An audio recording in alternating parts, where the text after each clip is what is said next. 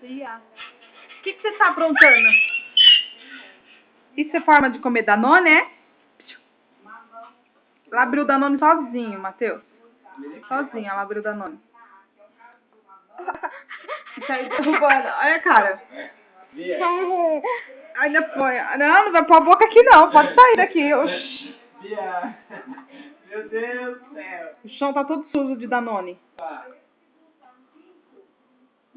Ela esfregou ainda. Esfregou ali no chão. Esfregou no tapete dela. Cadê seu tapete? É assim que come Danone agora? Aí, ó. Tapete.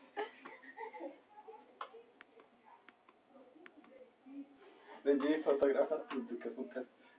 Você tá filmando? Tô. Conseguiu pôr o negócio? Conseguiu. Agora vamos saber a resposta. O que ela tá fazendo? Ai, igualzinho.